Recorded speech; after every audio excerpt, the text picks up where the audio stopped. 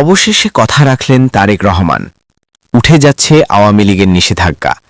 দেশে ফেরার প্রস্তুতি শুরু করল শেখ হাসিনা। বিস্তারিত জানতে দেখতে থাকুন।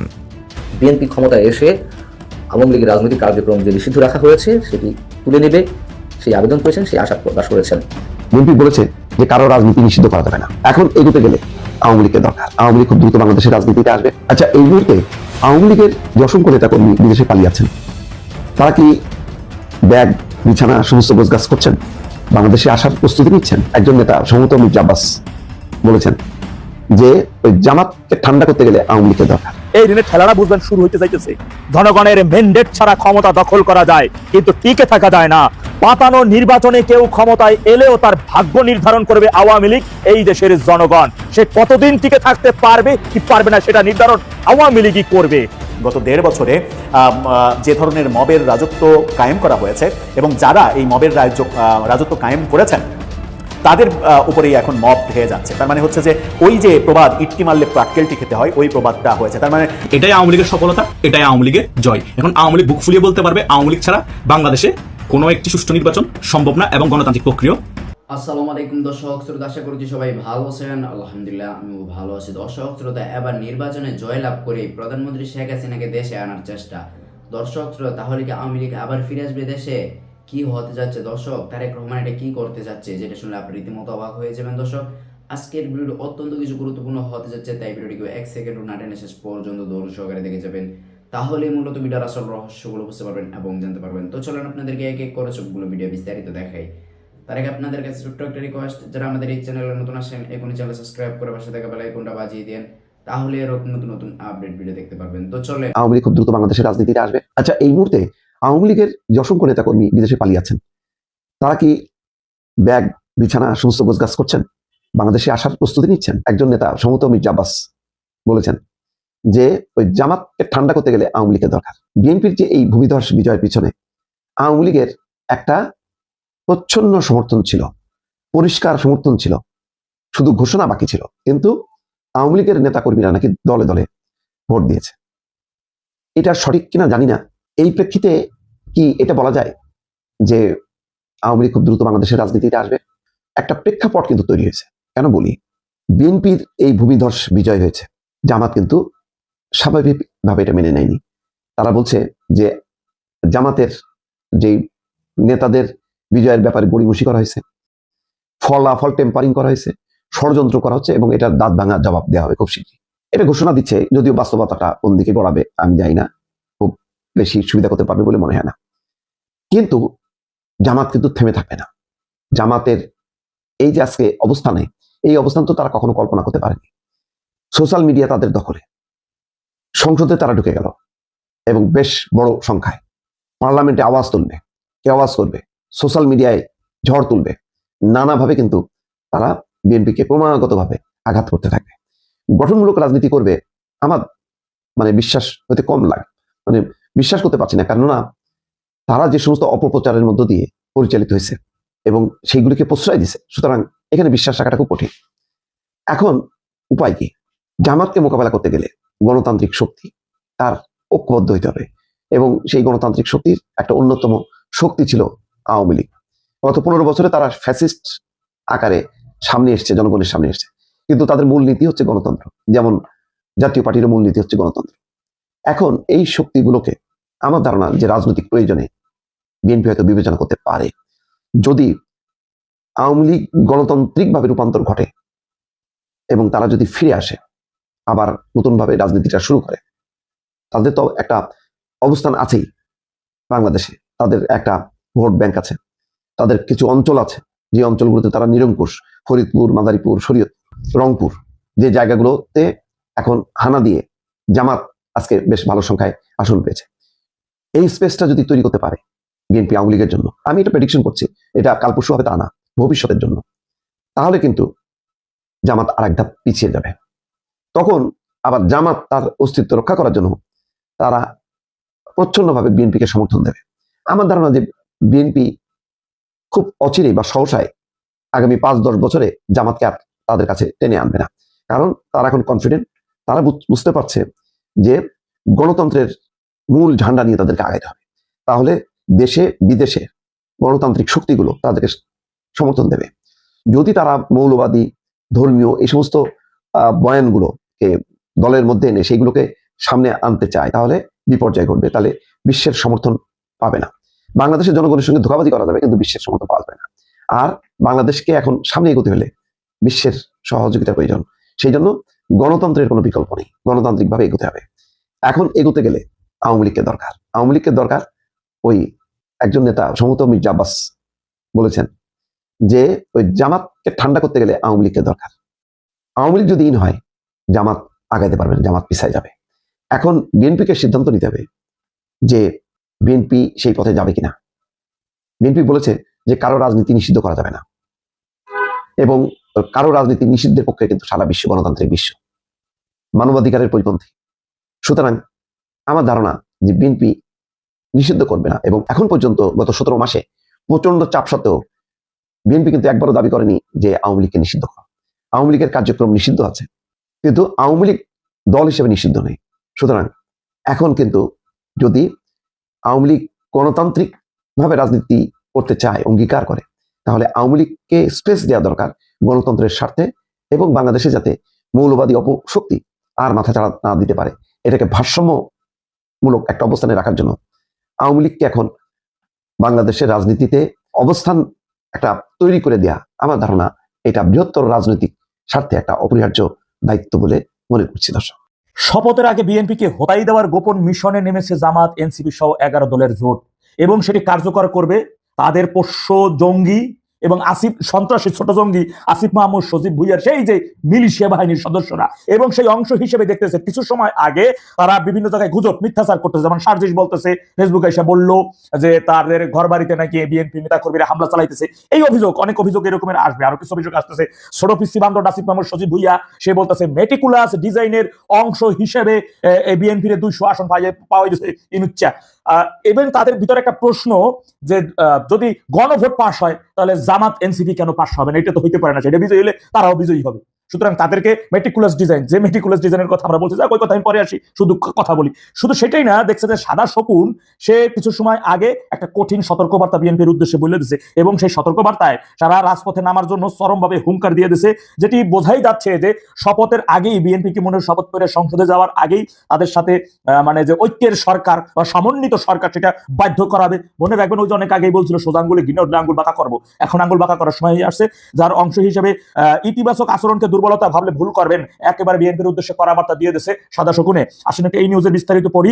বেশ কয়েকটি ঘটনার সুনির্দিষ্ট তথ্য তুলে ধরে নির্বাচন সুষ্ঠুভাবে হয়নি বলে অভিযোগ করেছেন বাংলাদেশ জামাত ইসলামের আমির শফিকুর রহমান। জামাত ইসলাম বলাটা ভুল, দুঃখিত, জামাত আমির শফিকুর রহমান। শুক্রবার রাতে মগবাজারের দলটির কেন্দ্রীয় কার্যালয়ে 11 দলের জরুরি বৈঠক শেষে তিনি এমন অভিযোগ করেন। জামাতের আমির দলের সেক্রেটারি জেনারেল গোলাম পরোয়ার, এনসিপি নাসিরউদ্দিন পাটোয়ারি এবং বাংলাদেশ খেলাফত মজলিসের মামুনুল হকের ফলাফল নিয়ে কথা বলেন। এসব বিষয়ে সুষ্ঠু বক্তব্য এবং কার্যকরী পদক্ষেপ গ্রহণের দাবি জানান ডাক্তার শফিকুর রহমান। শফিক রহমান বলেন, নাসিরউদ্দিনের ওখানে যে কারণে অ্যাকসেপ্ট করা হয়েছে তা মামুনুল হকের এখানে বাতিল হয়েছে। সেক্রেটারির আসন সহ বেশ কিছু আসনে এমন হয়েছে, যাদের আসনে এমন হয়েছে তারা প্রতিকার চাইবেন। সুনির্দিষ্ট তারিখের ভেতর প্রতিকার না হলে আমরা সিদ্ধান্ত নেব, যা হচ্ছে তা বন্ধ করতে হবে, বন্ধ না হলে আমরা বাধ্য হব যে কোনো সিদ্ধান্ত নিতে। বুঝেন সতর্কবার্তা। তিনি আরো বলেন, বেশ কিছু জায়গায় হঠাৎ ফলাফল বন্ধ, এগিয়ে থাকলেও হারিয়ে দেওয়া হয়েছে, অনেক জায়গায় কষ্ট করে আমাদের ফল ধরে রাখতে হয়েছে, বিভিন্ন জায়গায় ফলাফল ঘষা মাজা করা হয়েছে, পরিবর্তন করা হয়েছে, সেন্টার দখল করে যা করা হয়েছে তা ভিন্ন উদাহরণ বিদেশি পর্যবেক্ষকরা যা দেখেছে তা তারা তুলে ধরবেন জানিয়ে শফিকুর রহমান বলেন, আমরাও তুলে ধরবো, আমরা কালো অধ্যায়ের রাজনীতি আবারও চালু হোক তা চাই না। ঐক্যবদ্ধ বাংলাদেশ চান জানিয়ে তিনি বলেন, আমাদের ভদ্রতা ইতিবাচক আচরণকে দুর্বলতা মনে করলে ভুল করবেন, কারণ ইতিবাচক দৃষ্টিভঙ্গি জানানোর পরেও বাংলাদেশের বিভিন্ন জায়গায় কর্মী সমর্থকদের উপর হামলা হচ্ছে, এটা ফেসিবাদী লক্ষণ। ফেসিবাদ আবারও দেখা দিলে তা দুর্ভাগ্য, এ দায় তাদের উপর আসবে। ঐক্যবদ্ধ বাংলাদেশে থাকতে হলে ঐক্য নিয়েই থাকতে হবে, সংবিধানের আলোকে সবাই সমান, সবার জন্য একই নীতি হতে হবে। যদি ফেসিবাদ ফিরে আসে আবারও, তাহলে আমরা ছাড় দেব না। জনগণের উদ্দেশ্যে তিনি বলেন, আমরা বলতে চাই, তাকে কথা বলে জনগণের উদ্দেশ্যে, কারণ সাদা সবুজ একটা কথা কি, আসলে এই যে এই দলটা বাংলাদেশে ওইটা করতে হবে, জনগণ এইটা চায়, ওইটা হবে না, এইটা করতে, এই ধরনের কথা ওদের মুখ দিয়ে শুনলে কেন আমার গা জ্বলে, আমার রক্ত আগুন লেগে যায়। কারণ যে মানুষগুলো, যে দলটা এই দেশটাই চায় নাই, এই দেশের লক্ষ লক্ষ মানুষকে নির্মমভাবে হত্যা করেছে, তারা এখন এই দেশে কোনটা হবে, কোনটা না হওয়া উচিত না, কোনটা হইতে হবে, কোনটা করতে হবে, এমন সিদ্ধান্ত নেয়, এমন কথা বলে, যাদের এই দেশে থাকার ন্যূনতম নৈতিক অধিকার নাই, দয়া করিয়া বঙ্গবন্ধু ক্ষমা করিয়া তাদের এই পর্যন্ত রেখেছিলেন। তারা এক ক্ষমতায় যেতে চায়। ইতিমধ্যে কতগুলো পাবলিক বিশ্ববিদ্যালয় তারা দখলে নিয়েছে, ছাত্র সংসদগুলো। ঢাকা বিশ্ববিদ্যালয়ের ইতিহাসে সবচাইতে জঘন্য ইতিহাস, সবচাইতে জঘন্যতম রেকর্ড, সেখানে শিবিরের ছাত্র সংসদ এইটা এই বিশ্ববিদ্যালয়কে কলঙ্কিত করেছে। এনসিপি নেতারা কি অভিযোগ করছেন, তাদের উপরে সত্যি সত্যি গজব নেমে আসছে কিনা, এই পরিস্থিতি তাদের ফেস করতে কেন হচ্ছে? গত 1.5 বছরে লাগামহীন ঢালাও যে মবের রাজত্ব কায়েম করা হয়েছিল, এখন কি সেই মবই তাদেরকে আক্রমণ করছে? মব কি এখন তাদের দিকে ধাওয়া করছে? তাদের উপরে মব বর্ষিত হচ্ছে, যে মবের সাপোর্টার হিসেবে আমরা গত 1.5 বছর তাদেরকে দেখেছিলাম? চলুন একটু জেনে দেখি সারা দেশ থেকে কি খবর আসছে। আল জাজিরার সাংবাদিক জুলকার নারায়ণ সাহেব তিনি কি বলছেন, গণমাধ্যম কি বলছে, এনসিপি নেতারা কি বলছেন। এনসিপির সদস্য সচিব আক্তার হোসেন, যিনি এমপি নির্বাচিত হয়েছেন রংপুর 4 থেকে, তিনি একটি পোস্ট দিয়েছেন। তার পোস্টটা দেখে নিন। সেখানে তিনি বলছেন, বিকেল থেকে হারাগাছে বিএনপির সন্ত্রাসীরা মাইকে ঘোষণা দিয়ে এনসিপির নেতাকর্মীদের ধরে ধরে আক্রমণ করছে, মারধর করে রক্তাক্ত করছে, অনেকগুলো বাড়িঘরে ভাঙচুর চালিয়ে স্বর্ণালঙ্কার টাকা লুটপাট করেছে, মোটরসাইকেল ভাঙচুর করেছে, আগুন দিয়ে বাড়িঘর জ্বালিয়ে দেওয়ার হুমকি দিচ্ছে। ক্ষমতায় আসতে না আসতেই বিএনপি হারাগাছে সন্ত্রাস শুরু করেছে। অর্থাৎ রংপুরে এই কাজগুলো বিএনপি করছে, এই অভিযোগ করছেন আক্তার হোসেন। কিন্তু এই ব্যাপারে আমরা গণমাধ্যমে খুব একটা খবর দেখিনি। এদিকে সার্জিস আলম অনেকগুলো পোস্ট করেছেন একের পর এক, কালকে রাত থেকে তিনি শুরু করেছেন। অনেকগুলো পোস্টের কয়েকটা পোস্ট আপনাদেরকে দেখাতে চাই। এই পোস্টটা দেখে নিন। সেখানে তিনি নবনির্বাচিত এমপি যার কাছে তিনি হারলেন, ব্যারিস্টার নওশাদ জমির, তাকে উদ্দেশ্য করে তিনি বলছেন, ব্যক্তি নওশাদ জমির ভাই এক বিষয়, কিন্তু তিনি যদি তার নেতাকর্মীদেরকে সন্ত্রাসী কার্যক্রম থেকে নিয়ন্ত্রণ করতে না পারেন, তাহলে তার রাজনীতি ছেড়ে দিয়ে অন্য পেশা বেছে নেওয়া উচিত। এই সুপরামর্শ যখন তিনি দিচ্ছেন, তখন সার্জিস আলমকে উদ্দেশ্য করেও কেউ কেউ বলছেন, গত 1.5 বছর আপনি কি আপনার নেতাকর্মীদের এই যে মব সন্ত্রাস, সেই মব সন্ত্রাস বন্ধ করতে একবারের জন্য বলেছিলেন, নাকি নানাভাবে আপনি নিজে বহুবার মবের উস্কানি দিয়েছেন? আরেকটা পোস্টে তিনি বেশ কয়েকটা ছবি শেয়ার দিয়ে লিখেছেন, তেঁতুলিয়া উপজেলার তিরনহাট ইউনিয়নের ভাঙাপাড়া গ্রামে আমাদের নারী শক্তির এক বোনকে বাড়িতে গিয়ে পিটাইয়ে রক্তাক্ত করা হয়েছে, বাড়িঘরে ভাঙচুর করা হয়েছে। এনসিপি জামাত নেতাকর্মীদের উপরে বিএনপি নেতাকর্মীদের ক্রমাগত সন্ত্রাসী আক্রমণ চলছে, এই অভিযোগ করছেন। আরেকটা পোস্টে তিনি বলছেন, পঞ্চগড়ের মিরগড়ে বিএনপির নেতাকর্মীদের দ্বারা দোকান ভাঙচুর করা হচ্ছে, বাড়িতে আক্রমণ করা হচ্ছে, রগ কেটে দেওয়ার হুমকি দেওয়া হচ্ছে। বিএনপির প্ল্যান কি? বিএনপি নাকি রগ কেটে দেওয়ার হুমকি দিচ্ছে, অথচ রগ কেটে দেওয়ার রগ কাটার এই ব্যাপারটা ঐতিহাসিকভাবে যাদেরকে আক্রমণ করা হচ্ছে বলা হচ্ছে, তাদের বিরুদ্ধেই আমরা শুনে এসেছি। সার্জিস আলম রাত 11টার দিকে ফেসবুকে একটা লাইভ করেছেন। সেই লাইভে তিনি যে পোস্ট করেছেন, সেই লাইভের স্ক্রিনশটটা দেখে নিন। সেখানে বিমর্ষ বিধ্বস্ত সার্জিস আলমকে দেখা গেছে। সেখানে তিনি বলছেন, আমাদের নেতাকর্মীদের উপরে তাদের বাড়িঘরে হামলা হচ্ছে, নেতাকর্মীদের হামলা করার আগে আমাদের উপরে হামলা করতে হবে। গুঞ্জরমারিতে আসছি, গুঞ্জরমারি নামক বাজারে তার নেতাকর্মীদের উপরে হামলা করা হচ্ছে, 3 জন এই হামলা করছে, এই অভিযোগ তিনি করছেন। এবং তিনি বিএনপিকে দেখে নেওয়া হবে, বিএনপি ক্ষমতায় গিয়েছে তো কি হয়েছে, তাদের ছাড় দেওয়া হবে না, আমরা প্রয়োজনে আবার আরেকটা জুলাই আনবো, আবার একটা অভ্যুত্থান ঘটাবো, এই ধরনের আহ্বানও তাকে জানাতে আমরা দেখেছি। এই আহ্বানগুলো যখন জানাচ্ছে, তখন দৈনিক প্রথম আলো একটি খবর দিচ্ছে। প্রথম আলো বলছে, জামাত কর্মীকে পিটিয়ে জখমের অভিযোগ বিএনপি প্রার্থীর সমর্থকদের বিরুদ্ধে। এটা ভোলা 2 আসনে হয়েছে বলে প্রথম আলো দাবি করছে। এদিকে এনসিপির নেতা আসিফ মাহমুদ সজীব ভুঁইয়া, সাবেক উপদেষ্টা, বহুভাবে সমালোচিত আসিফ মাহমুদ সজীব ভুঁইয়া, তিনি দাবি করছেন, এই ফটোকার্ডটি দেখুন, তিনি দাবি করছেন সারা দেশে এনসিপি নেতাকর্মীদের উপরে হামলা করা হচ্ছে, তাদের ঘর এবং পরিবার হুমকির সম্মুখীন। আসিফ মাহমুদ সজীব ভুঁইয়া যখন এই কথা বলছেন, তখন আমরা দেখছি যে রিউমার স্ক্যানার তারা দাবি করছে মুরাদনগরের একটা আগুনের ছবি দিয়ে এক ধরনের অপপ্রচার করা হয়েছে, যে নির্বাচনের পরে আসিফ মাহমুদের এলাকা মুরাদনগরে ঘর বাড়ি জ্বালিয়ে ম্যাসাকার করে দেওয়া হয়েছে। কিন্তু রিউমার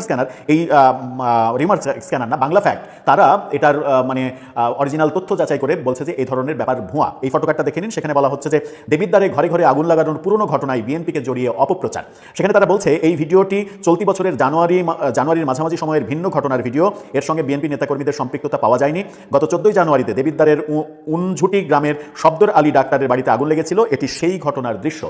অর্থাৎ একটা বাড়িতে আগুন লেগে যাওয়ার ঘটনা, বাড়ি পুড়িয়ে দেওয়ার ঘটনা আজকের ঘটনা বলে, অর্থাৎ গত রাতের ঘটনা বলে চালিয়ে দেওয়া হচ্ছে, এই অভিযোগ পাওয়া গেছে ফ্যাক্ট ফাইন্ডিংসে। এদিকে সাংবাদিক জুলকার নারায়ণ সাহেব একটা দীর্ঘ পোস্ট দিয়েছেন। সেখানে বলেছেন যে নির্বাচনের পরে সারা দেশ থেকে অন্তত 50টি অভিযোগ পাওয়া গেছে। সেই 50টি অভিযোগে দেখা গেছে বিভিন্ন জায়গায় এনসিপি এবং জামাত নেতাকর্মীদের উপরে নানা ধরনের আক্রমণের ঘটনা ঘটেছে। সেই পোস্টটা দেখে নিন। সেখানে তিনি বলছেন যে কয়েক ঘন্টা আগে ডাকসু ভিপি আবু সাদিক এবং আসিফ মাহমুদ সজীব ভুঁইয়া ভিন্ন ভিন্ন পোস্টে দাবি করেছেন দেশ জুড়ে নির্বাচন পরবর্তী বিভিন্ন জায়গায় বিভিন্ন ধরনের ঘটনা ঘটেছে, এবং তারই পরিপ্রেক্ষিতে তিনি ডিটেল দিয়েছেন যে কোন কোন জায়গায় এই ঘটনাগুলোর অভিযোগ এসেছে। এবং এটা জুলকার নারায়ণ সাহেবের এই পোস্টে মনে হচ্ছে যে দেশের অনেক জায়গাতেই এই ঘটনাটা ঘটেছে। আবার একটা ফেসবুক পোস্টে দুইটা ছবি, আহত দুইজনের ছবি দিয়ে দাবি করা হচ্ছে, সেই ফেসবুক চবিয়ানের ফেসবুক পোস্ট, সেখানে জখমের ছবি দিয়ে দাবি করা হচ্ছে, সেই ফেসবুক পোস্টটা দেখে নিন। সেখানে বাগেরহাটের ঘটনা, বাগেরহাট জেলার শরণখোলা উপজেলার খন্তাকাটা ইউনিয়নে বাংলাদেশ জামাত ইসলামী এবং ইসলামী ছাত্র শিবিরের ভাইদের উপরে সন্ত্রাসী হামলা চালায় বিএনপি সদস্যরা। এতে প্রায় 20 জন গুরুতর আহত হন, তাদের মধ্যে কয়েকজনের অবস্থা খুবই খারাপ। কোন দিকে যাচ্ছে দেশের ভবিষ্যৎ রাজনীতি, এই বিষয়ে বিএনপি তাদের লোকদের এখনই নিয়ন্ত্রণ করতে না পারলে দেশের সার্বিক পরিস্থিতি স্বাভাবিক রাখা তাদের জন্য কঠিন হবে, এই দাবি করা হচ্ছে। তার মানে সারা দেশে নানাভাবে বিচ্ছিন্নভাবে এই ঘটনাগুলো ঘটছে, কিন্তু এটাই কি শেষ? আমার মনে হয় যে নির্বাচনের পরপরই যে প্রতিক্রিয়াটুকু হয়েছে, সেই প্রতিক্রিয়াটুকু খুব সামান্য প্রতিক্রিয়া, অনেক বেশি হতে পারতো, অনেক বেশি হয়নি। এটার জন্য অন্তত বিএনপির নেতাকর্মীদের প্রথমেই থ্যাঙ্কস দেওয়া উচিত। তারপরে যেটা উচিত সেটা হচ্ছে যে এই একটুও, মানে 50টা ঘটনার বলা হচ্ছে যে সারা দেশে 64টা জেলায়, এই ঘটনাটুকু যেন না ঘটে সেই ব্যাপারে বিএনপির সচেতন থাকতে হবে, সচেতন থাকা উচিত। কারণ কোনোভাবেই আমরা কোনো সহিংস কর্মকাণ্ড প্রত্যাশা করি না, এর বাইরে আমাদের অবশ্যই থাকতে হবে। এর বাইরে যখন থাকতে হবে প্রত্যাশা করছি, তখন প্রত্যাশার বিপরীতে বাস্তবতাটা আবার ভিন্ন। বাস্তবতা কি? বাস্তবতা আমরা দেখেছি গত 1.5 বছরে যে ধরনের মবের রাজত্ব কায়েম করা হয়েছে, এবং যারা এই মবের রাজত্ব কায়েম করেছেন তাদের উপরেই এখন মব হয়ে যাচ্ছে। তার মানে হচ্ছে যে ওই যে প্রবাদ, ইট্টি মারলে পাটকেলটি খেতে হয়, ওই প্রবাদটা হয়েছে। তার মানে প্রিয় দর্শক শ্রোতা, আপনাদের ভিডিও দেখতে দেখতে ভিডিও শেষ পর্যন্ত চলে আসেন। অবশ্যই আপনাদের মতামত কমেন্ট বক্সে জানাতে ভুলবেন না। আর এরকম নতুন নতুন আপডেট ভিডিও পেতে অবশ্যই আমাদের চ্যানেল একদম সাবস্ক্রাইব করে দিন। তো আপনাদের সাথে আবার দেখা হচ্ছে পরবর্তী এক ভিডিওতে।